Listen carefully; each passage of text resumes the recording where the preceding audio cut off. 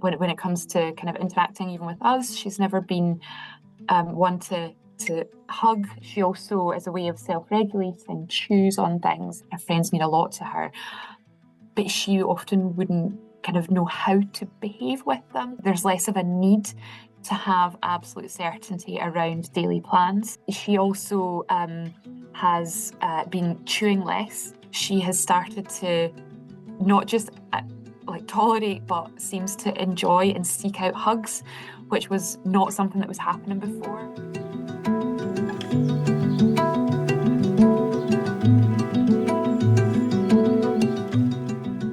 In terms of some of the social challenges, I think what we most see is kind of uncertainty around things like initiating play. So she will play with friends, but it's like she's orbiting the play. You're really just not as well tuned into social cues as her peers might be. When it comes to kind of interacting even with us, she's never been one to hug, and actually a little while ago she was able to tell us that she found hugs painful and she didn't want hugs.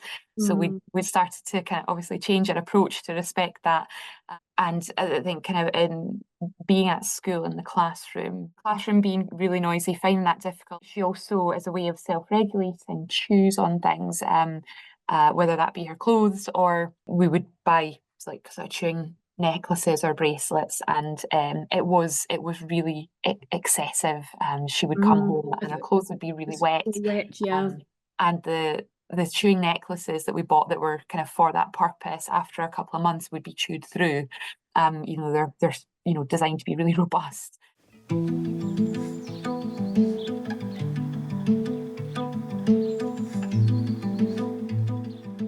It was definitely really upsetting. I think it brought up a lot of worry, especially for kind of the future, and in terms of when friendships and things perhaps become more complicated as she gets older, how she would manage to sort of navigate and understand some of that. You would already had some experiences where she didn't have an understanding of other people's intentions, and that had led to kind of difficult situation where she could have ended up kind of in trouble. And it was through that lack of understanding the intention of the other person. Also, I think sometimes just really upsetting to see how much she wants to have friends. Having friends is really, really important to her.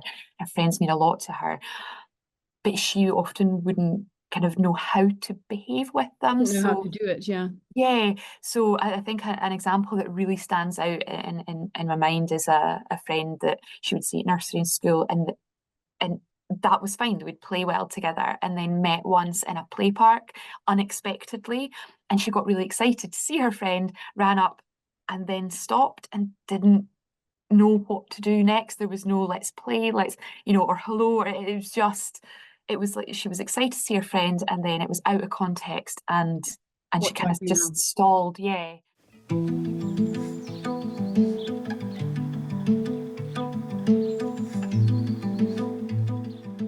There wasn't necessarily one specific thing that we hoped to see an improvement in it.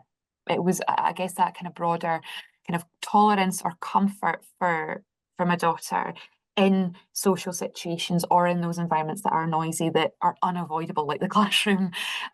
She has to be there every day. She wants to be there every day, and hopefully seeing some of that improve. I think some of the things that we've seen change we didn't expect to see, and they've maybe been some of the most important things as a family unit as well, which has been incredible. So I think we were just keen to see if this was something that was going to be helpful for my daughter in the same way it has kind of recorded as being for others. The kind of tolerance for noise and maybe that increased comfort, or say increase, or just kind of perhaps that less anxiety in and after certain social interactions or situations. Yeah.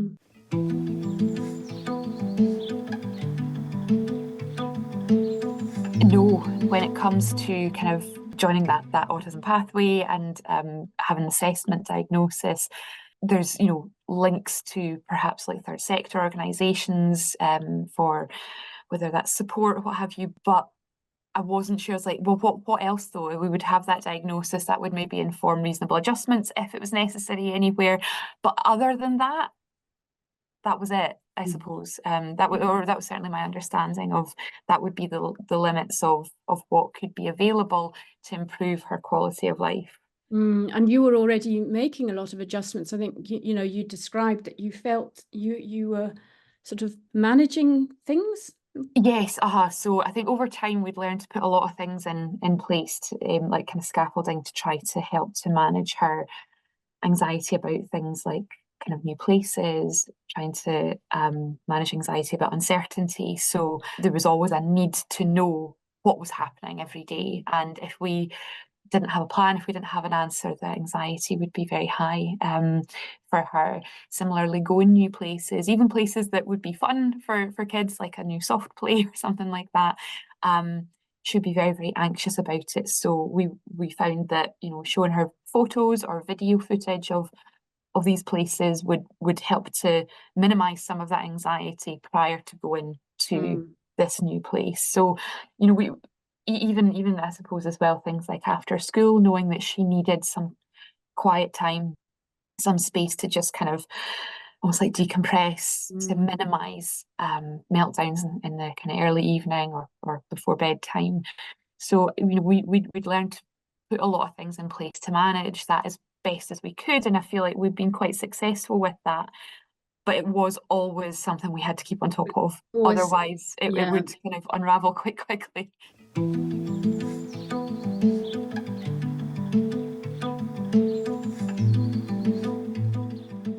Facing challenges such as kind of the break in the routine with when she went up to school, the school holidays, that wasn't something we dealt with before, thanks to like private nurseries. And that I think that was a big learning curve for all of us, because this has things that things fell apart a little bit because there wasn't that routine. So needing to feeling, I suppose that again, that effort, that pressure to ensure that we had everything accounted for in terms of routine, what was happening, she knew what was going on, to try to keep that distress kind of as contained as possible.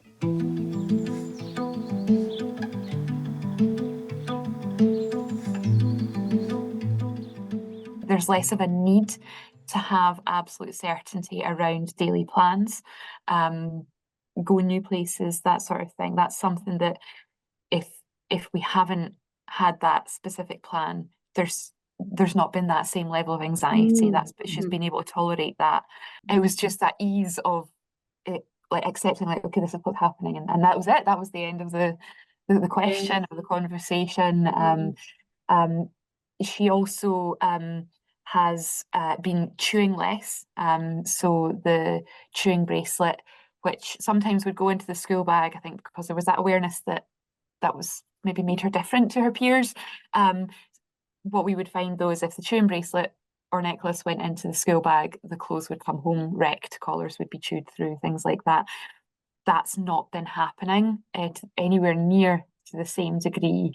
The chewing bracelet is almost always in the bag. She's not coming home with soaking wet or frayed clothes.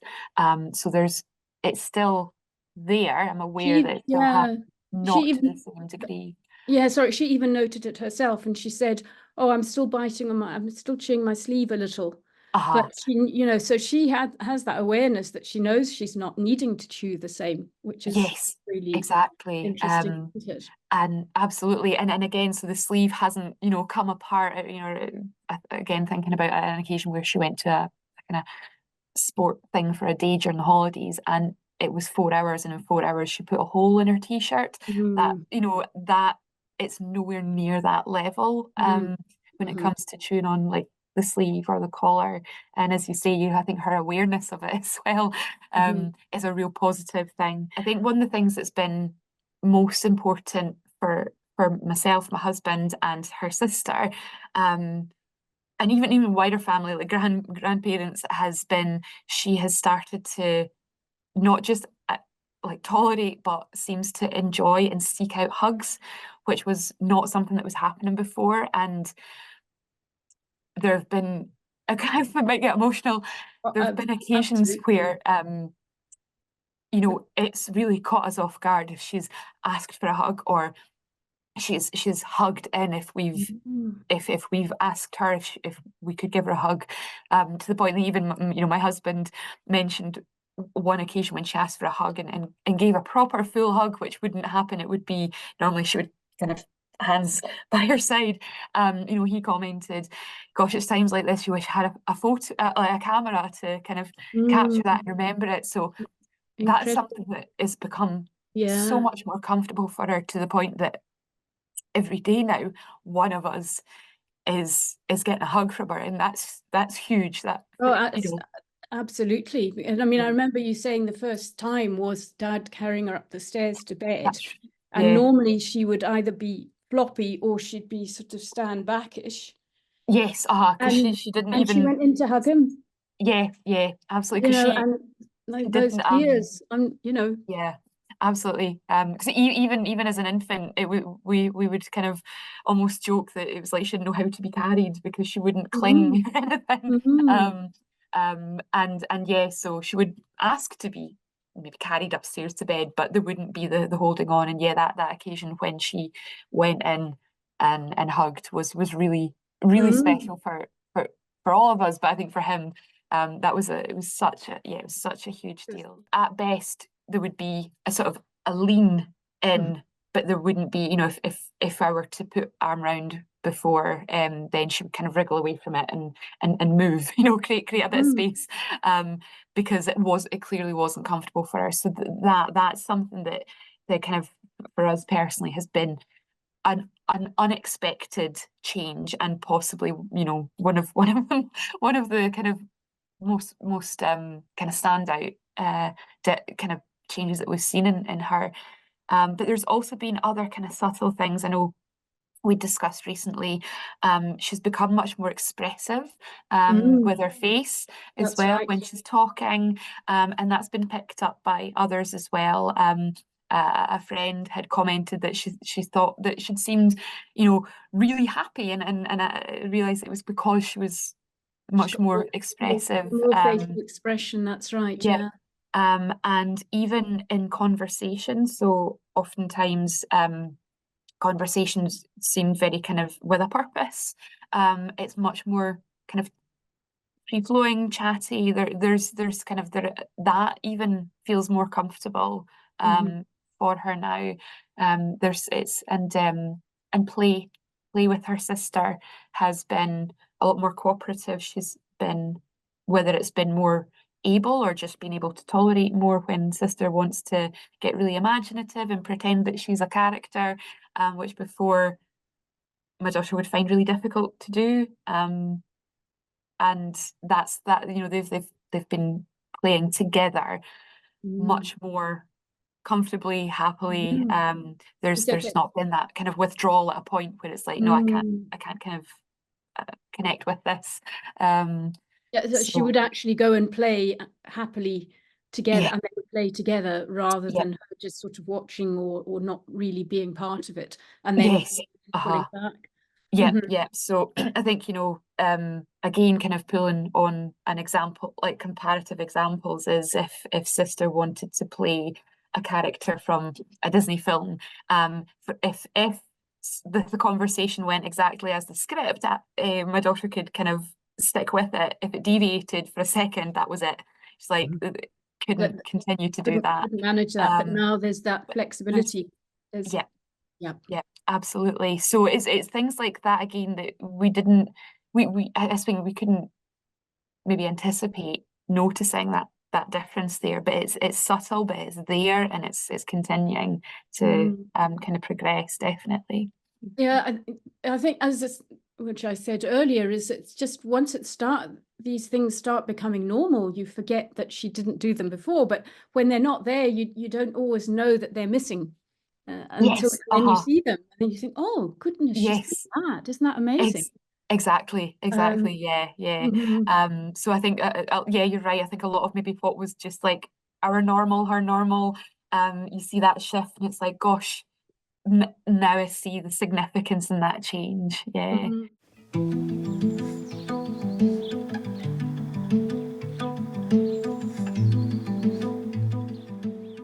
of day-to-day management is much improved because there isn't that absolute need to be on top of everything to ensure that her sort of her anxiety, her stress is managed, especially following maybe some days where there's been a lot more going on, or she's been somewhere like swimming where there's a lot of echoey noise, which we'd normally see some agitation. That's not necessarily been the case in recent weeks. You know, there's I think even kind of very recently commenting that she's just seemed a lot more content. We're not getting to that kind of tipped over the edge point anywhere near as often, and it's not anything that we're doing. It's her. She's able to contain it before it gets to that point. So the proper meltdowns that we would see are, you know, so infrequent now, is, you know, once a week, where that's a big big change for us too. So it's great. It's a lot of change.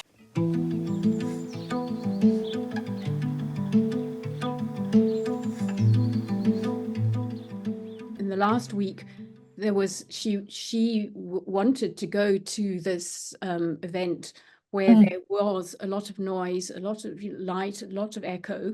Yeah. And she actually went in, and she lasted for an hour, but she found it very difficult. Yeah. But the thing was that a few months ago, she wouldn't probably have even gone in, or certainly wouldn't have stayed an hour. And when she came out, and she did really struggle and dysregulate after that, but the next day it was like she went back to a high. She maintained the general improvement that she's had. That was it. It was very much a kind of isolated occasion, rather than that bleed into the next day, where she continued to kind of display distress or dysregulation. And, you know, certainly by the end of the school day, the kind of Friday evening, there was absolutely no indication that things had been so heightened the previous evening. So I mean, it's just it really is amazing, the change. You couldn't I mean, you at one point you said, even quite early on, you said, if this is as much improvement as we get, I'm happy. But we're still seeing those little incremental changes. Has she said anything herself about it? She doesn't tend to talk too much about it. I'll, you know, always check in after a session to see, you know, how it's felt. And I know that you would do that when we're visiting face to face. And you know, she you know, doesn't say an awful lot about it, but she's comfortable with it. You know, there's not been any sort of refusal or reluctance to take part in it. I think, you know, after the first few times where we both noted some signs of dysregulation kind of towards the end of a session, even when it was shorter, that also has kind of petered out. As we were seeing, we've increased that time a bit, but there isn't any indication of dysregulation or agitation.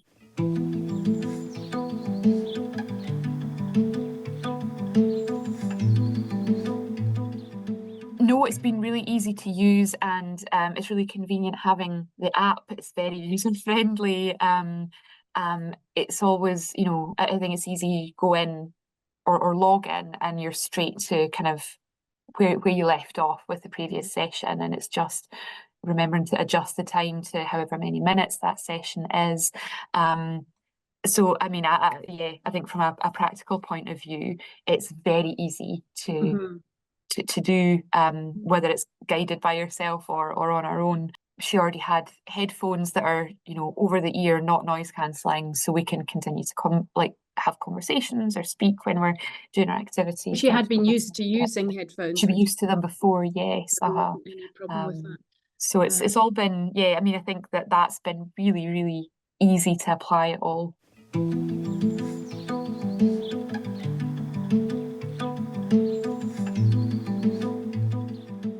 expect we would still be kind of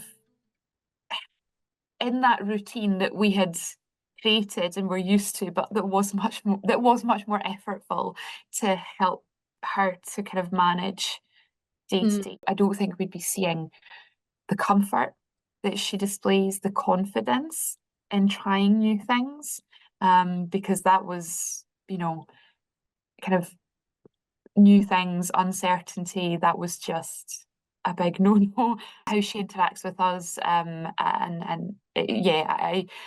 I think we would still be where we were several months ago, where there was just more, I think, as a parent, more to be concerned about moving forward. Yeah. From your point of view, I mean, just having your child give you a hug is just beyond anything I would have thought. Absolutely. And that was definitely the thing that kind of stood out, is if this is the one thing that we see a change in, you know, it's been worth it. But we have seen and we're continuing to see other changes that are absolutely benefiting her, and I see that through how much more kind of happy and content she appears to be in kind of recent week or so, especially. It's been really, really remarkable, and really exceeded any expectations that we might have had for it. Yeah. Thank you very much. I really appreciate all the information you've given, and I'm sure it'll help other people. But, you know, it's just wonderful to see. So thank you very much for sharing that.